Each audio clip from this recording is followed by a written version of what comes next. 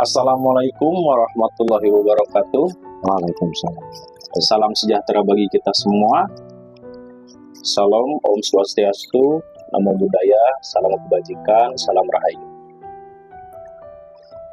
Sebelumnya perkenalkan, nama saya Dedi, dan di samping saya ditemani oleh rekan saya, yaitu Bang Teja. Beliau ini sama-sama anggota Polri juga. Alhamdulillah, pada kesempatan kali ini kami berdua mendapatkan ruang dan waktu untuk berbincang-bincang santai dan berdiskusi di dalam channel ini untuk membahas tentang pentingnya mengenal Allah. Di dalam sebuah hadis, bahwasannya sebanyak-banyaknya amal tidak akan bermanfaat bila tidak disertai ilmu mengenal Allah, dan bahwasannya sedikit amal akan lebih bermanfaat bila disertai ilmu mengenal Allah.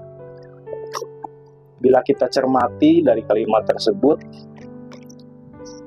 bahwa kita sebagai manusia banyak beramal baik, berapapun amal yang kita kerjakan, jika kita tidak mengenal Allah, itu akan sia-sia atau percuma. Dan bagi saya, mengenal Allah itu adalah hal yang sangat penting dan hal yang sangat krusial bagi hidup saya, karena kita hidup di dunia bila kita tidak mengenal Sang Pencipta, apalah arti hidup ini? Mungkin saya akan menanyakan atau berdiskusi dengan rekan saya ini, Bang Teja. Bagaimana menurut Bang Teja? Apakah sebegitu pentingnya kita hidup di dunia ini untuk mengenal Allah? Mungkin bisa dijelaskan. Silakan Bang Teja. Alhamdulillah, terima kasih Bang Denny kesempatannya. Menurut pendapat saya, mengenal Allah itu adalah keutamaan yang paling penting dalam hidup beragama Islam tentunya. Seperti yang dalam kalangan ulama tasawuf itu ada istilahnya awwaluddini ma'rifatullah. Awal mula beragama, awal mula mengenal Allah. Memang kalimat itu juga sih yang membuat saya awalnya tertarik, awalnya penasaran untuk maksudnya gimana cara mengenal Allah. Dari versi fikih seperti ini, ternyata dari versi tasawuf seperti itu gitu kan. Loh, ada beberapa versi bagaimana. Dari fikih saya cari, oh ternyata jatuhnya malah ke ilmu tasawuf, praktek proses pengenalan itu gitu kan, bukan di ilmu fikih gitu. Hasil dari pencarian saya lah gitu.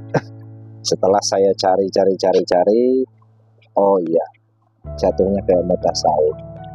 Nah, di mana di ilmu tasawuf sendiri isinya itu apa? Ternyata isinya itu thariqah, Bang. Isinya itu thariqah. Nah, ternyata di dalam thariqah itu ada metodologinya, ada sistem yang harus kita lalui. Pentingnya keutamaan ini memang sangat fundamental gitu. Logikanya gini, bagaimana saya bisa menyembah tanpa tahu yang saya sembah? Dulu saya menyembah ya Allah sebatas lapannya saja, gitu kan. Tiap orang punya interpretasi masing-masing. Ada yang Allah diri kita sendiri, ada Allah itu semua ciptaannya, ada Allah itu keagungannya, kekuasaannya, rezekinya seperti apa gitu kan. Tapi tidak tiba dalam satu titik center gitu loh. Betul. Sehingga ditambah saya ketemu uraian kata Imam Ghazali itu, kalau nggak salah Imam Ghazali ya bilang itu, apa yang kau lihat dalam sholatmu itulah Tuhanmu. Buktinya pada saat saya sholat yang kelihatan malah ya kayak kunci motor, kompor yang belum dimatikan, cicilan. yang itu malah jadi Tuhan saya, kata saya. Seperti apa? Dulu di surat Al-Maun itu ya, Betul. yang bilang celakalah orang yang lalai dalam sholat. Fawailul lil musallin. Nah, lalai dalam sholatnya, maksudnya lalai dalam sholatnya itu seperti apa? Ternyata dalam versi fikih itu lalai dalam sholatnya itu seperti melambat-lambatkan waktu. Pengetahuan saya, hasil pencarian saya. Tapi dalam ilmu tasawuf itu bukan seperti itu, maksudnya lalai dalam sholatnya itu tidak terhubung dengan Tuhan, Tidak terhubung. gak connect gitu. Pada saat sholat itu gak connect. Mungkin jasmaninya sholat, tapi hayalannya, pikirannya, otaknya kemana-mana. Bercabang. Dan cocok dengan uraian Imam Ghazali itu yang bilang bahwa apa yang kau lihat dalam sholatmu itulah Tuhanmu. Mungkin itulah yang disebut sholat yang tidak khusyuk ya. Mungkin seperti itu ya, sepertinya seperti itu. Nah, akhirnya saya cari-cari lagi, terus gimana supaya kita bisa terhubung itu. Dan ternyata di ilmu tasawuf itu tidak mungkin kita bisa terhubung akan Allah kalau kita tidak ketemu dengan orang yang telah terhubung dengan Allah. Betul. Seperti dalam hadis itu, besertalah dengan Allah. Jika belum beserta dengan Allah, besertalah dengan orang yang telah beserta dengan Allah. Cocok kata Imam Ghazali ya, kalau nggak salah. Imam Ghazali menyatakan bahwa bergurulah kalian kepada yang gurugurunya sambung kepada Allah. Sambung kepada Rasul gitu kan. Nah, poinnya dalam ilmu tasawuf itu intinya kita tidak mungkin terhubung kepada Allah, karena Allah itu metafisika, Allah itu maha metafisika, Allah itu mutlak. Sedangkan kita itu relatif. Bagaimana kita yang relatif supaya terhubung dengan Allah yang mutlak? Ternyata dalam diri kita itu ada faktor mutlak yang harus diaktifasi lah ibaratnya. Nah, itu disebutnya dalam thariqah saya itu, thariqah Naksabandiyah itu, untuk diaktifasi itu dibayat. Nah, dibayat untuk diaktifasi yang dikiasnya diprakteknya dalam mutu qoblata mutu. Matilah kamu sebelum kamu mati. Jadi mati secara hakikat. Nah, setelah saya tahu praktek itu, saya jalankan. Saya coba jalankan sistemnya. Intinya wirid lah. Kalau yang namanya thariqah pasti kegiatan utamanya wirid. Zikir ya. Zikir gitu kan. Nah, setelah saya praktekkan, disitulah saya baru membuktikan. Makanya saya cerita ke siapapun kadang gimana ya, kalau saya cerita batasannya hanya ainul yakin gitu kan. Kalau mau tahu sendiri harus aku yakin, harus membuktikan sendiri bang. Gak bisa dia harus percaya dengan omongan saya, gak bisa. Saya pun awalnya dari penasaran gitu kan, ainul yakin itu mungkin hanya sebatas tahu ya. Ya, jadi ainul yakin itu ibaratnya gini ya. Kita tahu nih Ka'bah itu ada di Mekah. Saya lihat di TV bener ada di Mekah. Tapi saya belum ke sana. Itu masih makomnya ainul yakin gitu kan. Lain ceritanya kalau saya berangkat ke tanah suci, saya lihat sendiri dengan mata kepala sendiri, saya nyentuh sendiri, itu baru hakul yakin, mengalami sendiri. Nah, gitu kan. Nah, saya pun mendengar cerita-cerita orang thariqah itu seperti itu gitu kan. Tapi saya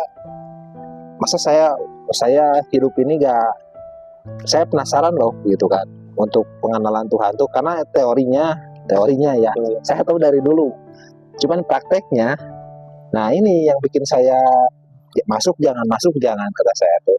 Akhirnya saya saya masuk kata saya tuh. Saya masuk, saya coba buktikan. Memang prosesnya lama, adaptasinya lama. Yang untuk penting sampai ke hakul yakin. Prosesnya lama. Di situ ternyata secara syariat saya menyadari bahwa secara hakikat semua agama itu sama. Betul. Syariatnya yang berbeda. Aturan syariatnya saja yang berbeda. Intinya semua agama itu sama, semuanya bagaimana mereka bisa terhubung dengan Tuhan. intinya ketersambungan kepada Tuhan, ya kepada yang menciptakan, dan ternyata ada metodologinya. Kalau di Toriko itu istilahnya suluk, kalau mungkin di orang Wiwitan atau Kejawen itu tapa brata, semedi di agama lain seperti itu, ada nyepinya itu sebenarnya. Itu sebenarnya untuk ada momen kita harus berdiam, harus yoga, harus semedi itu. Dan pada saat kita memasuki alam, ya ini sih percaya gak percaya, tapi kan diceritakan, tapi kan harus aku yakin juga, bingung saya nyeritanya. Intinya pada saat mereka bersemedi itu kita harus tahu kemana nanti kita larinya gitu kan. Ketika kita memasuki alam yang metafisika itu, kita harus tahu tirai Tuhan itu yang mana, dan bagaimana kita bisa tahu tirai Tuhan yang mana kalau kita belum pernah dibayat. Itu di keyakinan Toriko gitu kan. Toriko yang saya jalani ya. Teman-teman kalau ada yang penasaran boleh Toriko mana juga coba. Saya juga dicoba Toriko mana-mana gitu kan. Saya cobain Toriko yang lain, bahkan ada Toriko kelakuan lah ibaratnya, yang penting berperilaku baik atau apa-apa. Tapi saya baru dapat klimaksnya gitu kan, dari upaya pencarian Tuhan itu ya di Toriko ini gitu kan. Nah, karena wajib ya kita untuk mencari ilmu, kita menggali pengetahuan. Benar gitu kan, karena ya seperti yang tadi Bang Denny sampaikan bahwa sedikit amal adalah bermanfaat bila disertai dengan ilmu mengenal Allah. Banyaknya amal apabila tidak disertai dengan ilmu mengenal Allah itu sia-sia. Berarti itu sangat penting sekali belajar untuk mengenal Allah gitu kan. Dan pada prakteknya kita gak mungkin bisa kenal dengan Allah tanpa mengenal utusannya. Bagaimana kita bisa terhubung dengan presiden kalau gak melalui utusannya? Gitulah. Makanya ada tawasul seperti itu, seperti kayak gitu kan. Nah kita, dan pewarisnya Nabi itu ada ulama warasatul anbiya. Nah ulama warasatul anbiya itu gitu kan, harus kita temukan. Karena kalau dalam Al-Maidah 35 itu ditugaskan kita itu carilah jalan wasilah. Berarti tali estafet, sambungan. Jadi diwajibkan kita untuk mencari. Betul, gitu ya? Untuk mencari. Karena kalimat juga carilah, berarti kita harus mencari. Ya, itu yang nemu itu berarti yang nyari. Ya betul. Gitu, jadi kan, kalau yang nggak nemu ya berarti nggak nyari. Nggak nyari, gitu kan? Mustahil kita mau menemukan kalau kita tanpa mencari. Iya. Ya memang mungkin 1-2 lah tiba-tiba, atau saya nggak tahu. Yang jelas dalam ayat itu kesimpulan saya dari tafsir itu bahwa carilah jalan wasilah. Berarti kita disuruh untuk mencari jalan wasilah gitu. Apabila setelah ketemu, berjuanglah di jalan Tuhan gitu kan. Bagaimana kita tahu urusan Tuhan kalau kita gak kenal sama Tuhannya gitu kan. Makanya penting sekali untuk belajar mengenal Tuhan gitu kan. Sampai gimana ya, intinya harus aku yakin. Nanti boleh teman-teman juga coba gitu kan, mereka mana-mana pun. Mungkin logikanya seperti ini Pak Teja, kita nggak mungkin bisa mengenal jika kita belum bertemu. Jadi langkah awal itu kita harus ketemu dulu. Setelah ketemu baru kita kenal. Analoginya kayak saya dengan Bang Teja, saya nggak mungkin saya kenal dengan Bang Teja tanpa saya kenal terlebih dahulu dengan Bang Teja. Mungkin seperti itu. Kita gak mungkin bisa menikahi istri kita, ya, beserta dengan istri kita kalau kita gak pernah ketemu. Betul. Kalau udah ketemu kita kenal. Praktek kita nanti timbul cinta nikah gitu. Nah seperti itu kiasnya lah, logikanya. Karena Tuhan itu kalau kita mau ketemu Tuhan yang laisa kamitslihi syai'un itu gak mungkin, karena itu yang mutlak. Laisa kamitslihi itu unlimited, undeskripsi, undefinisi gitu kan. So otomatis kita harus melalui siapa? Melalui pembawa cahayanya. Kalau dikiaskan Tuhan itu matahari, yang sampai ke bumi itu adalah cahayanya, dan cahayanya ada yang membawa. Dulu itu misalkan Nabi Muhammad SAW, dan itu diestafetkan kepada ulama warasatul anbiya. Nah itulah tugas kita mencari wasilahnya itu di mana. Silakan cari bebas itu ya, cari di mana-mana. Dan alhamdulillah saya pun dari sekian bertahun-tahun lah, lumayan cukup lama juga nyari-nyari, alhamdulillah saya ketemu gitu kan. Nah makanya buat yang mau mencari ini, memang kita berat juga, dan pada saat prakteknya jauh lebih berat lagi. Beratnya apa sih? Beratnya ngelawan diri sebenarnya. Melawan diri, angan, harapan, keinginan gitu kan. Seperti yang dikatakan baginda Nabi mungkin ya Bang Teja, setelah perang Badar itu akan ada perang yang lebih besar, yaitu melawan diri sendiri. Itulah yang sulit. Itu yang sulit ya. Kita kan belajar semuanya ya, belajar. Kita masih belajar dan akan terus belajar ya. Dan ternyata kita tuh gak mungkin bisa ngelawan iblis tanpa kalau kita gak menggandeng kekuatan yang lebih kuat daripada iblis gitu. Sekelas Nabi Adam juga digoda iblis itu di surga gitu, bukan di taman lawang gitu. apalagi kita nih yang di dunia gitu kan. Gak akan mungkin kita bisa ngelawan iblis, dia itu ya sakti gitu, kuat. Tapi supaya kita bisa bertahannya gimana, kita harus mengenal yang lebih kuat daripada iblis. Kita menggandeng gitu ya. Itu proses adaptasi beradaptasi. Lama-lama kita tahu gitu kan, oh ini gelombangnya iblis atau bagaimana. Itu tiap orang akan ada prosesnya.